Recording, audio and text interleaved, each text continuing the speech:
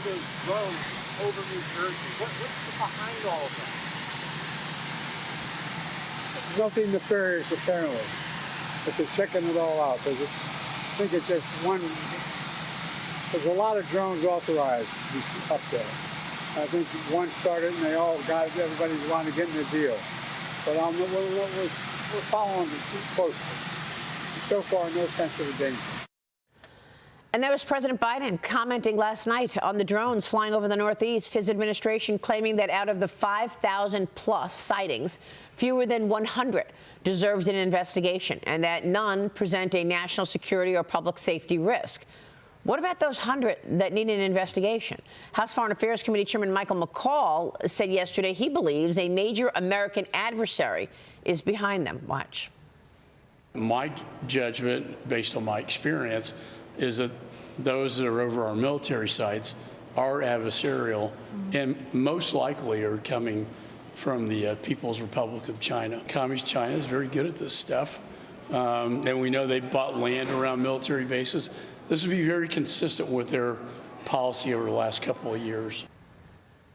Joining me now is retired U.S. Army Brigadier General. He is author of The Phalanx Code, Anthony Tata. General, it's great to see you this morning. Thanks very much for being here.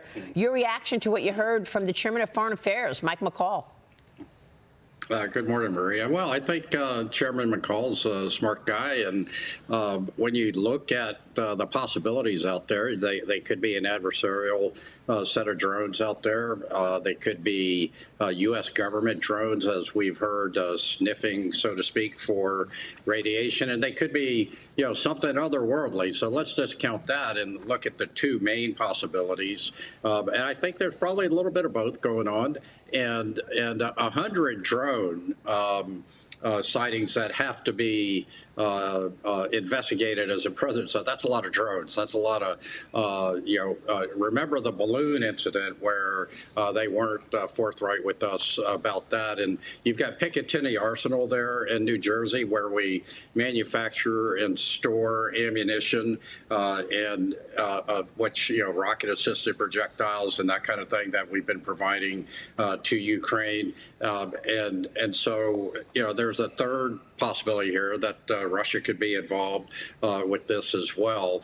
And then you've got a major strategic power projection Air Force Base in New Jersey that has reported drone sightings. The commander of Picatinny Arsenal reported 12 confirmed drone sightings. And one thing I know from combat is that 12 different people seeing one drone, or is that everybody seeing 12 different drones? And so there could be some circular reporting going on here, but if they've necked it down to 100, that's a pretty big deal, and it needs to be dealt with. And I think the biggest issue here is the complete lack of trust, faith, and confidence the American people have in the Biden administration to provide transparency. And I think that's what's feeding a lot of the frenzy here, is that there's such distrust of the government right now that people just want to be able to take care of their families. And if it is, if they are sniffing for radiation, should they evacuate the area?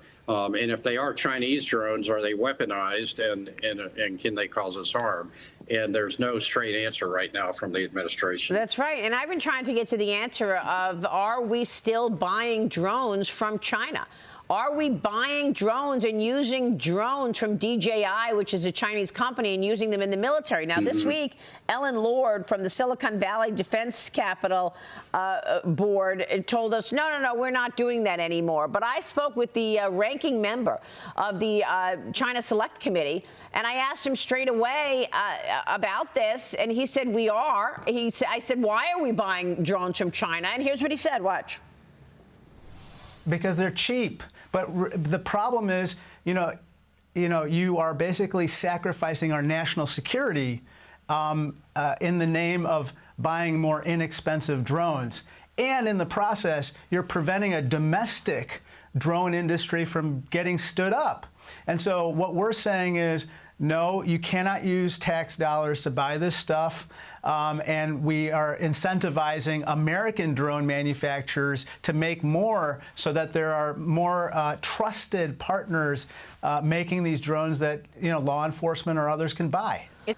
I mean, you've got, the president, Joe Biden, saying that 100 of these 5,000 sightings are worthy of an investigation. Like you said, that's a big number.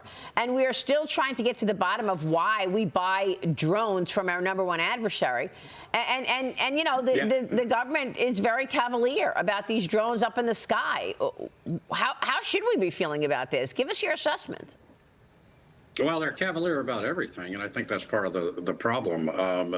They have not taken any of these real national security threats seriously on behalf of the American people. I think I know Ellen Lord. She's a good person. I think she's probably talking about in the future. And DJI is the world's largest manufacturer of drones.